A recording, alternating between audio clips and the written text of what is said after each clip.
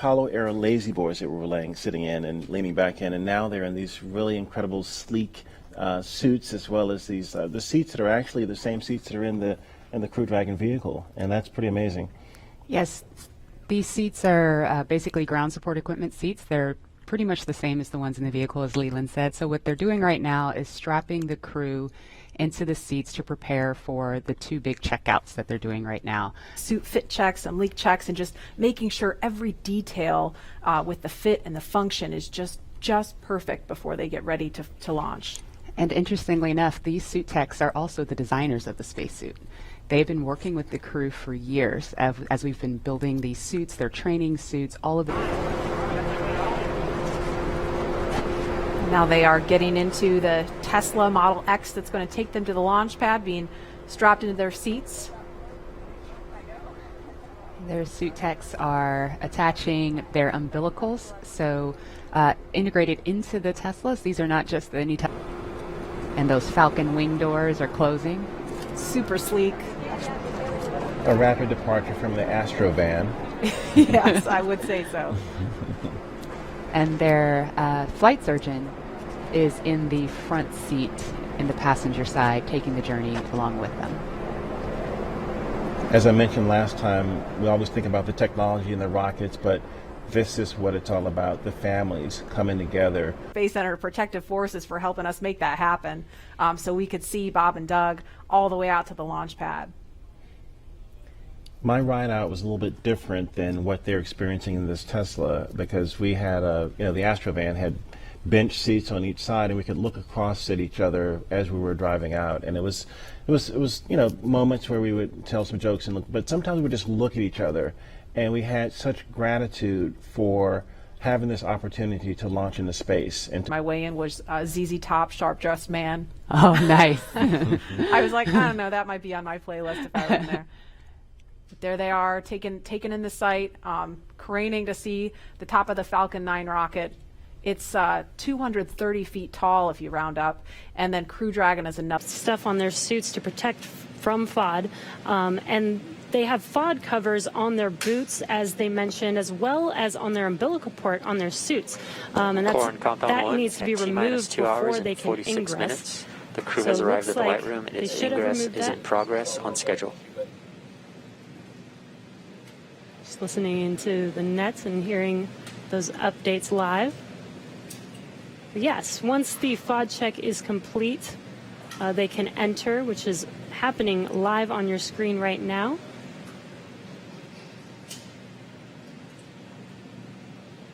And as they climb into Dragon, they will buckle themselves in and attach their umbilicals to their suits. And as you can see, the suit techs are there to help them get buckled and settled into those seats. Around the pad, obviously clear except for the folks doing the entry into the capsule. Air and sea space are clear. We hear helicopter go by from time to time. The big concern is the weather forecast. We are continuing right now at a 50% probability of violation of the weather constraints. The big concerns are going to be the thick clouds, precipitation, possibility of lightning. I mentioned earlier, normally you get a strong sea breeze from the ocean that pushes inland and keeps the clouds from Central Florida from building up. But today the sea breeze is fairly weak, so we expect the thunderstorms will get closer to the launch pad. Jessica, thank you so much. Cool facts about Dragon for everyone to listen in on, and we can see the seats start to rotate now. Pretty soon Bob and Doug will be in their launch configuration, and they'll be ready to go.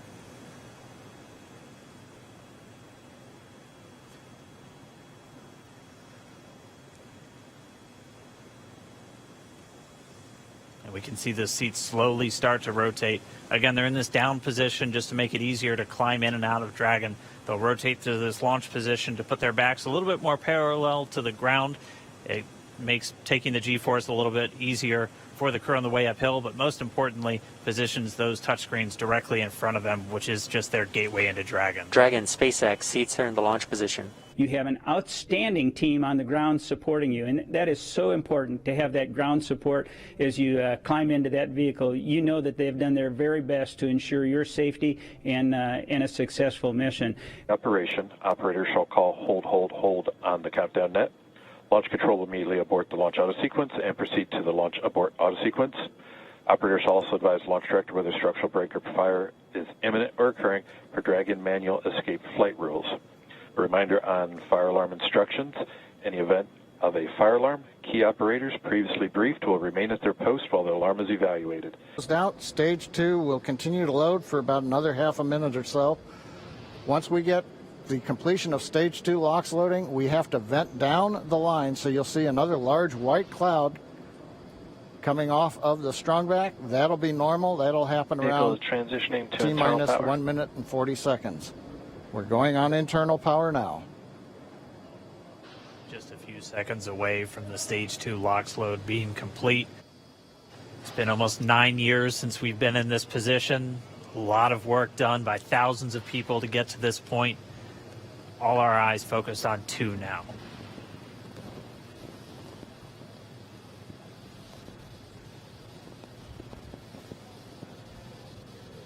Stage 2 LOX load is closed out. Propellant fills are complete. Dragon is in auto idle. Stage 2 LOX load complete. All fuel, all oxidizer on Falcon 9. 1 minute, 34 seconds to go till launch. Ground gas closeouts is starting.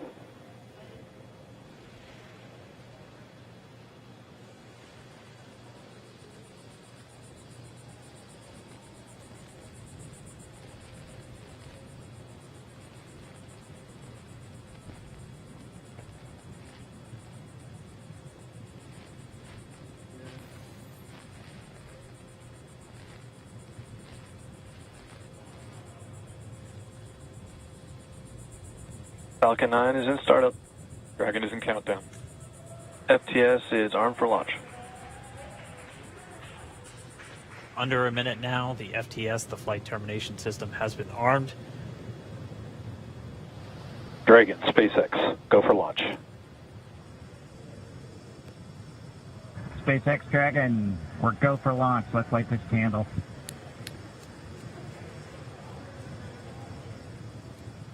T-minus 30 seconds.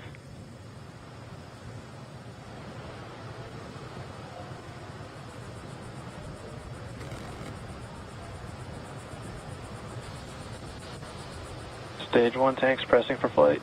T-minus 15 seconds.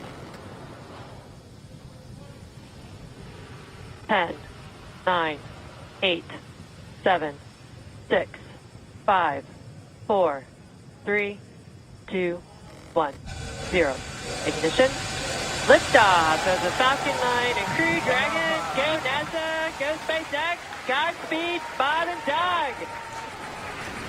America has launched. And so rises a new era of American spaceflight, and with it the ambitions of a new generation continuing the dream. 20 seconds into flight, Stage 1 propulsion is nominal.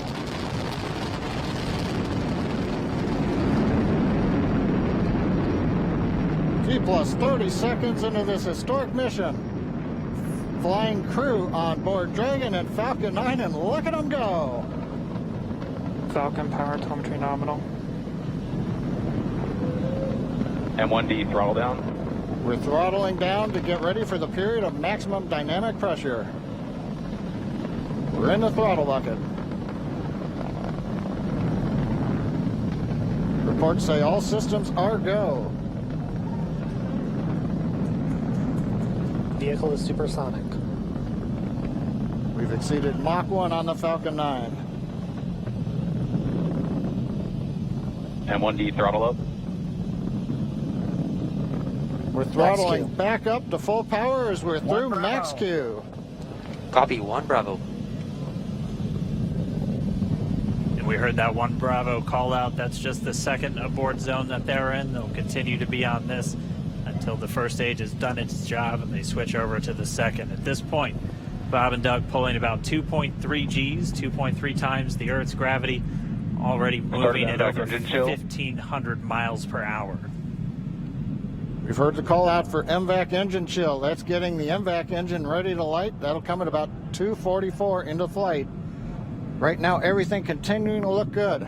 Next major event coming up is going to be the triple We'll have main engine cutoff of the 9 first stage engines, stage separation, and then ignition of the second stage engine to continue to carry astronauts into orbit.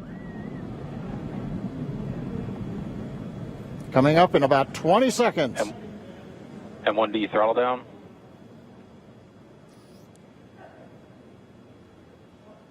We heard we're throttling down the Merlin engines on the first stage.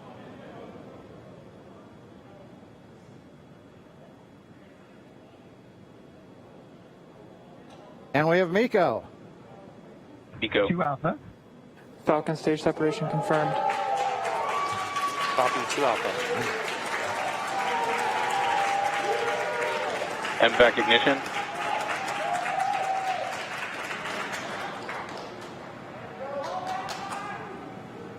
All right, we have stage separation confirmed. The first stage beginning its flight back. The second stage being powered by that single Merlin 1D vacuum engine has ignited and is now Acquisition of signal carrying loss. Bob and Doug into orbit. So they're going to continue under the power of this second Stage stage, 2 propulsion is nominal. which will cut off at SECO, or second engine cut off, at about 8 minutes and 44 seconds into today's flight. So a little over 5 minutes to go still on this second stage. You heard the call out to Alpha, so they're now in the longest abort zone that carries them all the way from about North Carolina up the eastern seaboard almost to Canada. Things looking good, though, getting good call outs, nominal propulsion on that second stage. Bob and Doug continuing to make their way into orbit.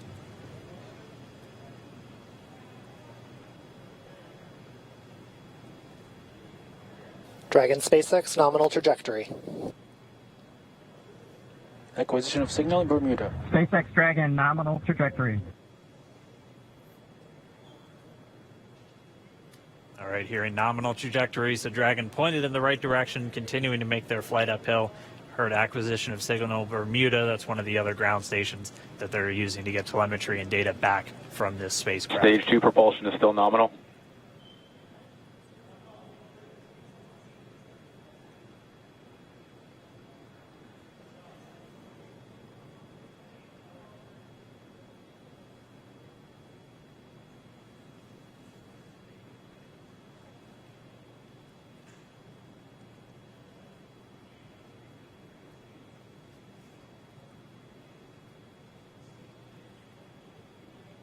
A little over 4 minutes, 40 seconds into the flight.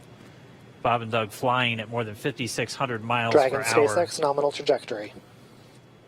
Already almost 200 miles downrange from the Kennedy Space Center. Nominal trajectory continuing.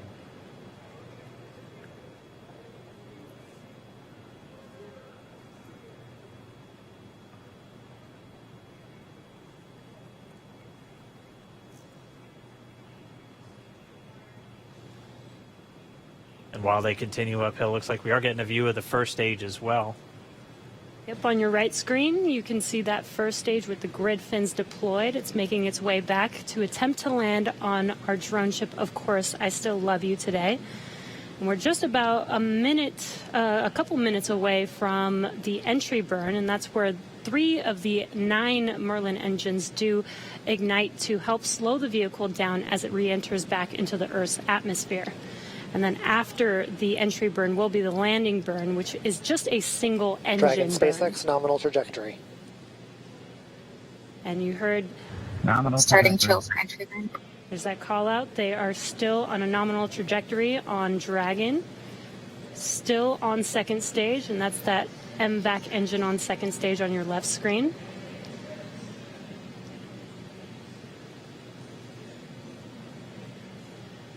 Again, on your right screen is that first stage booster coming back towards our drone ship, Of Course, I Still Love You. We're about a minute away from entry burn.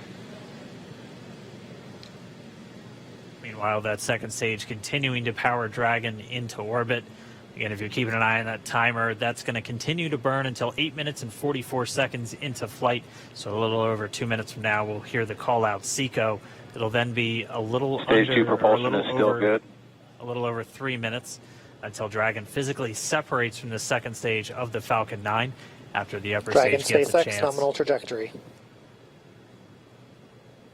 Dragon copies nominal trajectory. Continuing to check in with Bob and Doug as they are on a nominal trajectory. Just about 10 seconds away from that first stage, starting that entry burn on your right screen. We should be able to see that view live. Stage 1 entry burn startup.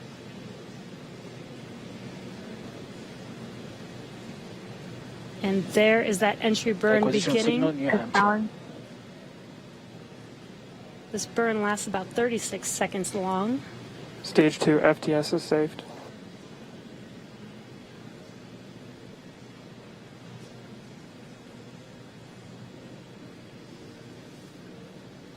While that entry burn continues, we're just about a minute away from SECO. We'll have a number of events all happen in rapid succession.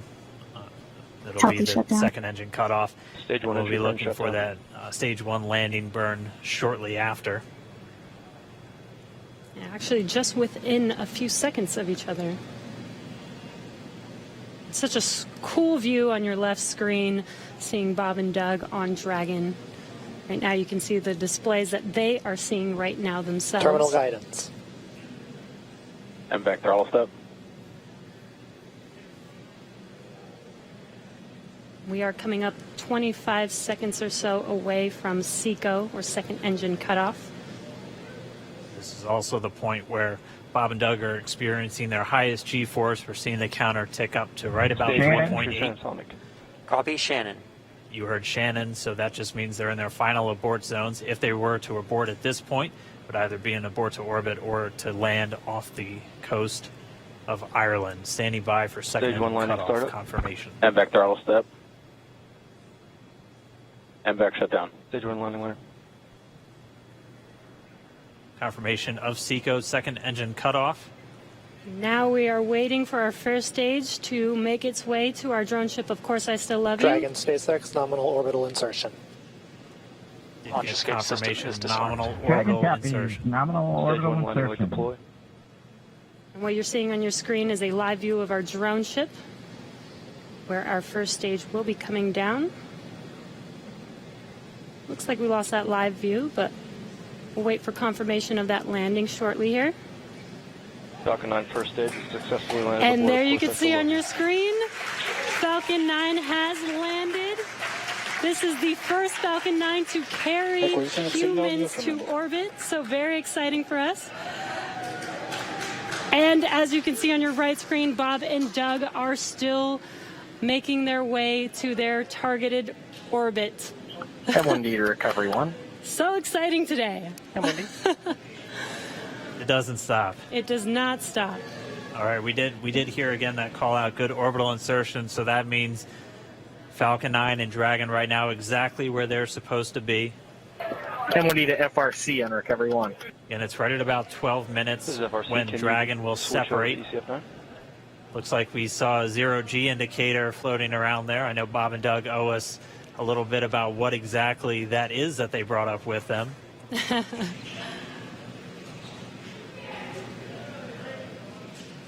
And before separation, before Dragon initiates separation from the second stage, they do make sure to they do ensure that the vehicle is not spinning and it is in good condition before we separate. That's right. The upper stage does small attitude maneuver using some cold gas thrusters built into the rocket body itself. Exactly. So we do expect that separation to occur in about a minute from now, but they do wait until they have full confirmation that it is ready to separate. Such cool views. I cannot get over this view that we are seeing right now. Bob and Doug on the right screen inside of CrewDragon out in space. Yeah, already 200 kilometers over planet Earth, or a little over 124 miles, traveling in excess of 2,700 meters, 27,000 meters per second, or about 16,000 miles per hour.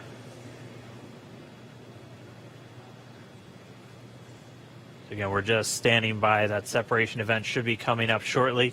Then they'll begin a series of checks on the Draco thrusters that are going to be used to maneuver and then power Dragon on its flight to the International Space Station. Standing by for separation. Expected loss of signal, wallows. It sounds like we had an expected LOS, loss of signal, with one of the ground stations. Waiting for confirmation now of that setup. Dragon separation confirmed. Dragon separation confirmed. There is a great view right in front of you Countdown of one, Dragon December. separating. Separation confirmed. And there's that call out. Dragon is now officially making its way to the International Space Station today. Dragon SpaceX with that separation call. We have a few words for you from our Falcon9 team. Standing by. Dragon, Chief Engineer on Dragon to Ground. Bob Doug, on behalf of the entire launch team, thanks for flying with Falcon9 today. We hope you enjoyed the ride and wish you a great mission. Thanks, Bala. Congratulations to you and the F9 team for the first human ride for Falcon 9, and it was incredible. Appreciate all the hard work, and thanks for the great ride to space. Copy all. And like, proud of you guys and the rest of the team. Thank you so much for what you've done for us today, putting America back into low Earth orbit from the Florida coast. Copy all. Good luck. Godspeed.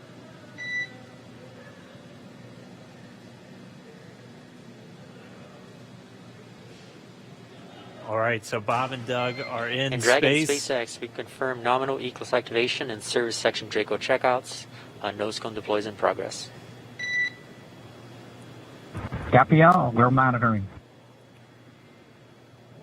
The Corps here in Hawthorne giving the crew a heads up that we have confirmation the nose cone is deploying. So again, that nose cone is going to open up a little bit more than 90 degrees, goes up to about, I think, 105 degrees, and that's going to expose the actual docking ring and the hatch that they're going to be going through once they attach to the International Space Station, and also 4 of those Draco thrusters, we call them the forward bulkhead thrusters, that are going to be used for these major phase burns or firings of those thrusters to actually raise their orbit gradually over the coming hours. Also heard good activation of the ECLS, that's the Environmental Control and Life Support System. That's everything controlling their atmosphere, just keeping Dragon a nice, safe, habitable environment where they're going to be living for the next 19 hours until they arrive at the space station. Right, exactly. And Falcon 9's job may be done for today, but the mission is not over.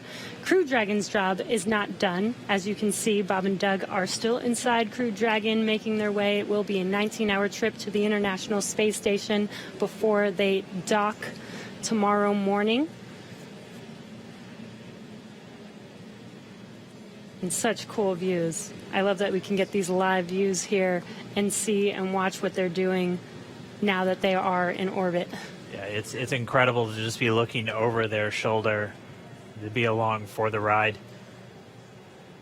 And we're going to be with them, and we're going to be with all of you to dry, and they're going to continue to they have a timer just to know when they're fine to just pack them away. They're not going to have to put those suits on again until tomorrow when it's time to dock with the space station. Quick, I want to comment there on the view on the right-hand side of your screen. That is, if Bob and Doug were looking out the window, that's basically what they'd be seeing right now. That's a live shot from Dragon, and with Planet Earth rotating below it. It's kind of the half of the station. Dragon SpaceX for suit drying, low priority.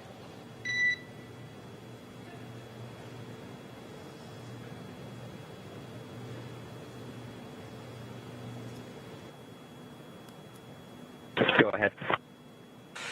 Yeah, we just wanted confirmation that you are drawing suit 1 or suit 2 and seat 1, just because we're not seeing telemetry from umbilical.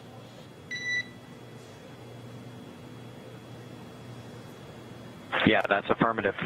Suit, my suit from seat 2 is in seat 1, and it's hooked up, and we've verified airflow.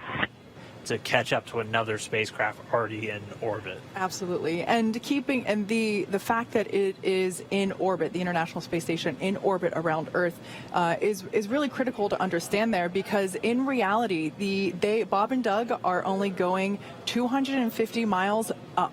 So that's basically the distance from Los Angeles to San Francisco. So when you think about, even though it does take them a long time to catch up to the International Space Station, it's because it's going so fast, and they have to go around planet Earth a number of times in order to chase it down. But in reality, they are not. They are above Earth only about 250 miles, which I believe is a pretty relatable distance for everyone in terms of understanding just how far up they go. All right, well, we are just about 6 minutes away from the start of that manual flight test. We'll hang out for a couple of minutes. Hopefully we see inside the capsule again shortly, and then we'll be joining Bob and Doug as they take the reins of Dragon for the very first time. Yeah, and that timer for the suit drying, we should be getting confirmation of that. SpaceX Dragon for suit drying. There we go. Dragon, go ahead. Jay, our timer shows about 23 minutes for suit drying, and we're holding in 5 Bravo decimal 7 if you're happy with us shutting off the suit fan.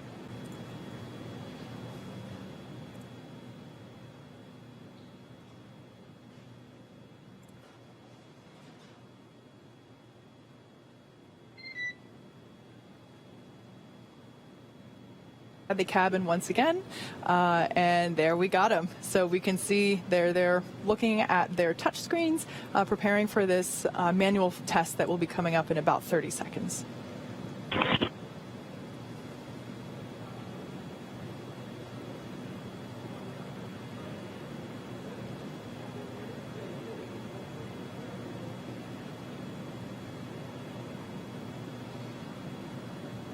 What a sight. I love that we can see right over their shoulders. We can see the screens. Yeah, it's just incredible. If you keep your eye on the displays, the one on the far left. Again, got a couple things we want to talk about first before we kind of show you around. The first is kind of a tradition we've had over the years with spacecraft going way back to the Mercury era. And then a tradition that's been carried on ever since with all our space vehicles, including the Soyuz.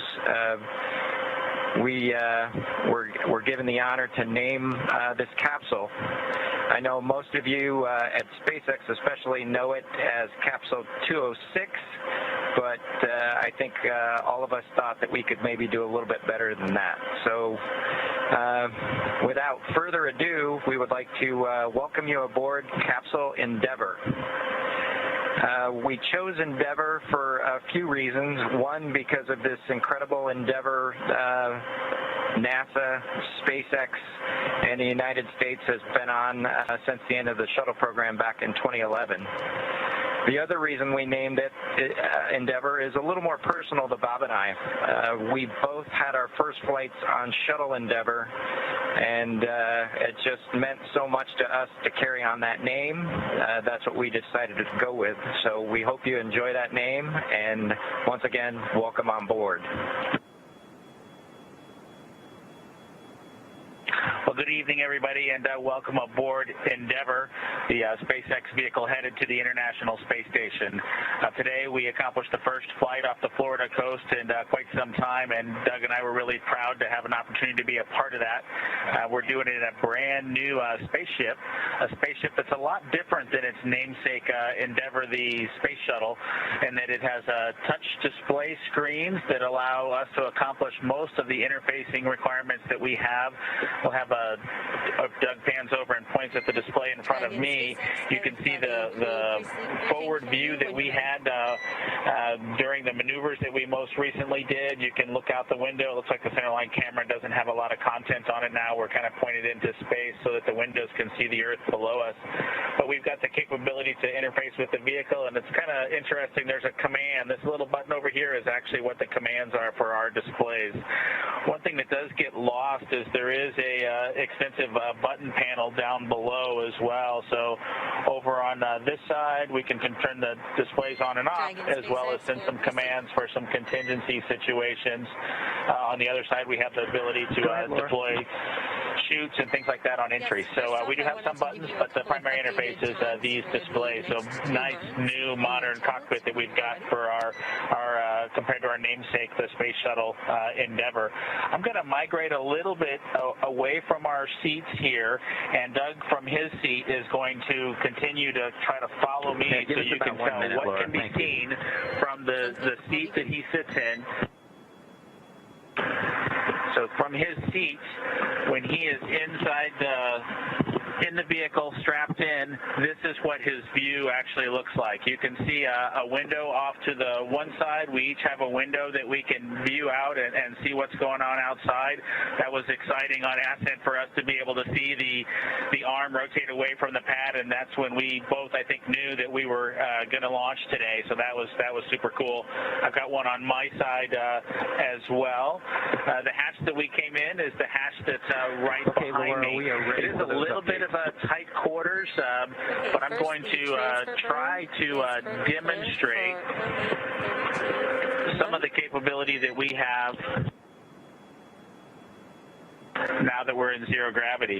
So I think I was requested to do a backflip. I'm going to kind of do a side spin, which is a little bit of a permutation on that request. So hopefully you can see what it's like to actually float in zero gravity. And Doug and I are super excited that we got the opportunity to do this again today, even before the end of May. So that was super cool. We did. It turns out end up with one stowaway on board our vehicle when we launched today. It was not just Doug and I who accomplished the launch here.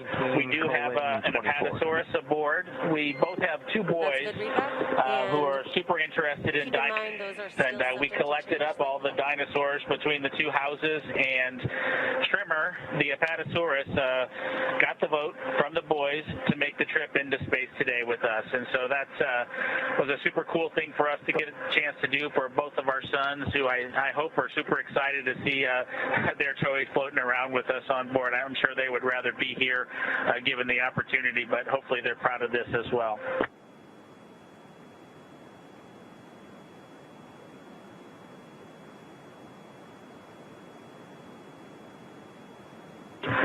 Okay, as we work our way towards one of the windows, unfortunately it's getting a little bit dark, but I don't know if Bob can pan over here. We just passed off of the coast of Newfoundland, and we're headed over to over the Atlantic right now. I don't know if you can get a good picture of that.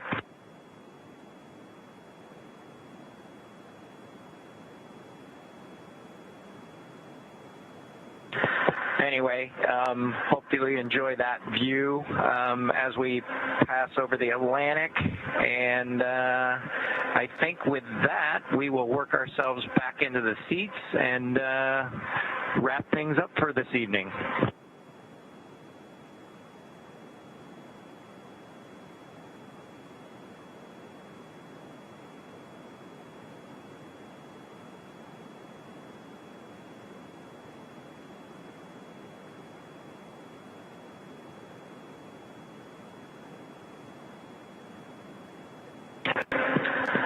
So Doug's there making a nice big smile for the camera.